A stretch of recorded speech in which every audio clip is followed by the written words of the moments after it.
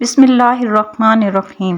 عرب کا ایک بڑا رئیس عامر بن طفیل نے رسول صلی اللہ علیہ وآلہ وسلم کو قتل کرنے کا منصوبہ بنا رکھا تھا۔ وہ مسجد میں رسول صلی اللہ علیہ وآلہ وسلم سے ملا اور کہا، محمد میں آپ سے تنہائی میں ملنا چاہتا ہوں، میں آپ سے بات کرنا چاہتا ہوں۔ آپ صلی اللہ علیہ وآلہ وسلم اس کے ساتھ ہو لیے۔ عامر نے جلدی سے اپنے ساتھی سے کہا، میں محمد کو اپنی طرف مشغول رکھوں گا، تم موقع پا کر تلوار کا وار کر دینا۔ اللہ تعالیٰ نے قتل کے ہر خفیہ حملوں سے رسول پاک صلی اللہ علیہ وآلہ وسلم کی حفاظت فرمائی، جن میں سے ایک یہ ہے۔ ایک مرتبہ آپ صلی اللہ علیہ وآلہ وسلم صحابہ کرام کی مبارک مجلس میں تشریف فرما ہیں۔ دین کی بات پھیل چکی ہے۔ عرب اور اس کے آس پاس کے علاقوں میں اسلام کا چرچا ہے۔ رب العالمین کی وحدانیت کا اعلان کیا جا چکا ہے۔ عام لوگوں کے ساتھ مختلف قبائل کے لوگ جوک در جوک توحید کی دعوت پر لبیک کہتے ہوئے مدینہ آ رہے ہیں۔ زیادہ تر اطاعت کا اقرار کر کے اور مسلمان ہو کر آ رہے ہیں۔ کچھ ایسے ہیں جو نہ چاہتے ہوئے بھی اسلام کی بالادستی اور حقانیت کو قبول کرنے پر مجبور ہیں۔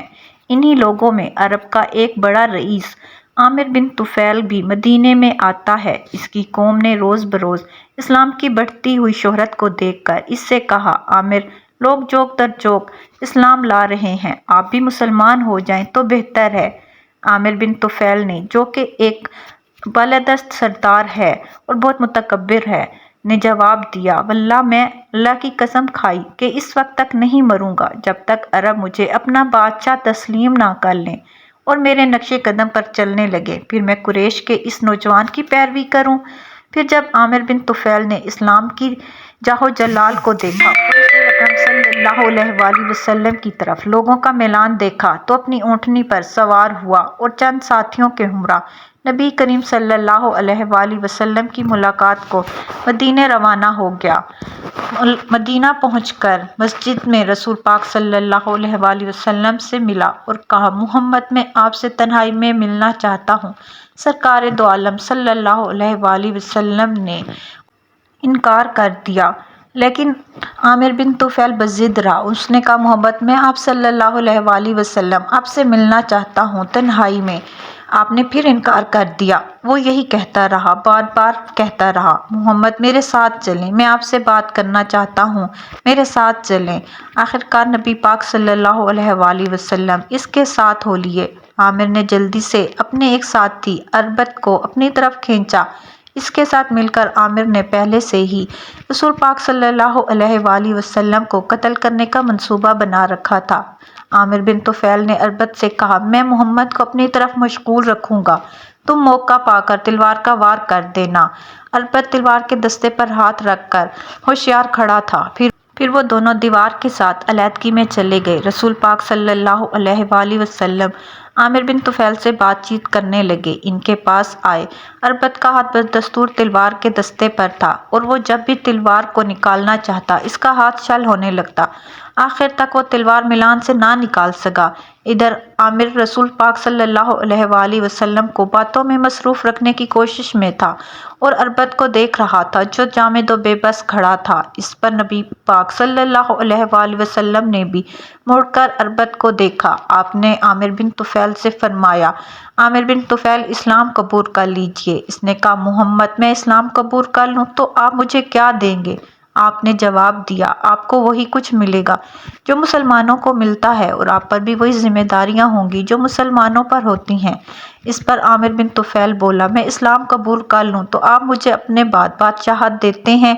نبی پاک صلی اللہ علیہ وآلہ وسلم نے کہا، نہیں، ایسا کچھ نہیں ہو سکتا۔ تو آپ صلی اللہ علیہ وآلہ وسلم نے پھر صاف انکار کر دیا، آپ کی قوم اور آپ کو کوئی سرداری نہیں ملے گی۔ عامر نے اپنے مطالبے میں کہا، پھر ایسا کرتے ہیں کہ میں اہل بادیہ کا بادشاہ ہوں گا اور آپ اہل شہر کے۔ تو آپ نے صاف انکار کر دیا۔ اس پر جوش و غضب سے عامر بن طفیل کا چہرہ سرخ ہو گیا۔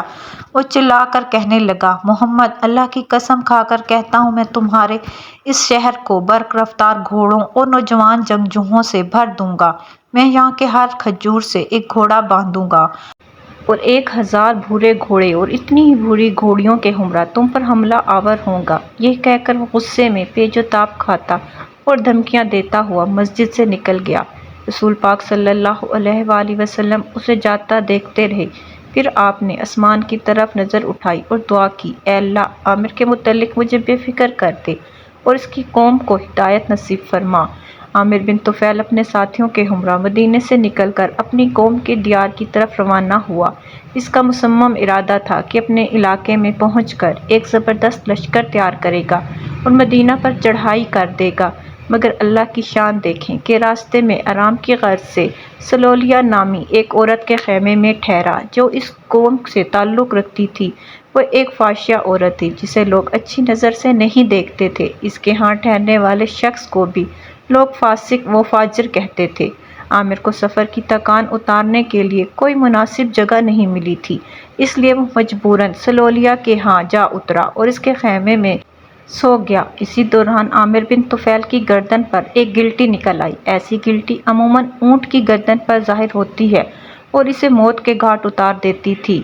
گلٹی دیکھ کر عامر گھبرایا اور بے حد پریشان ہوا۔ وہ ورم کے مقام کو چھوتا اور کہتا، اونٹ کی گلٹی جیسی ایک گلٹی اور سلولیہ کے گھر میں موت، یعنی نہ موت عزت کی ہے اور نہ جائے موت کی کوئی قدر و منزلت۔ عامر بن طفیل کی تمنا تھی کہ وہ میدان جنگ میں تلوار کے قتل سے مرے، مگر یہ کیا، وہ ایک فحاشیہ کے گھر میں جانوروں کی بیماری سے مر رہا تھا۔ اس کے نزدیک یہ بڑی ذلت آمیز موت تھی۔ وہ چیخ و پکار کرنے لگا۔ اس نے اپنے ساتھیوں سے کہا، میرا گھوڑا لاؤ۔ گھوڑا حاضر کیا گیا۔ وہ ایک ہی جست میں گھوڑے پر سوار ہوا، نیزہ ہاتھ میں تھاما، گھوڑا ادھر ادھر گھومنے لگا۔ اس نے اپنی گردن کو پکڑ رکھا تھا اور درد کی شدت سے چلا رہا تھا۔ اونٹ کی گلٹی جیسی ایک گلٹی اور سلولیہ کے گھر میں موت۔ اس کا گھوڑا چکراتا رہا۔ موت نے عامر کو مزید مہلت نہ دی اور وہ گھوڑے پر بیٹھا جہنم مثال ہوا۔ عامر بن طفیل کے ساتھیوں نے اس کی لاش وہیں چھوڑی اور اپنی قوم کی طرف لوٹ گئے۔ قوم کی آبادی میں پہنچے تو لوگوں نے آگے بڑھ کر اربد سے پوچھا، اربد، پیچھے کیا خبر ہے؟ اس نے جواب دیا، خبر کیا ہوتی، محمد نے تمہیں کس شے کی بندگی کرنے کی دعوت دی ہے۔ کاش وہ اس وقت ہمارے پاس ہوتا تو ہم تیر مار کر اسے قتل کر ڈالتے۔ یہ بات کہنے کے ایک دو دن بعد اربد اپنا ایک اونٹ لے کر روانہ ہوا جسے وہ فروخت کرنا چاہتا تھا۔ اللہ تعالیٰ نے اس پر اور اس کے اونٹ پر بجلی گرا دی جس نے ان دونوں کو بھسم کر ڈالا۔ یہ تھا عامر بن طفیل اور اربد کا انجام جنہوں نے ہمارے پیارے نبی حضرت محمد صلی اللہ علیہ وآلہ وسلم کو قتل کرنے کا منصوبہ بنایا تھا۔ اللہ پاک سے دعا ہے اللہ تعالیٰ ہمیں نیک اعمال کرنے کی توفیق عطا فرمائے اور ہمارا خاتمہ ایمان بالخیر پر کرے، آمین ثم آمین۔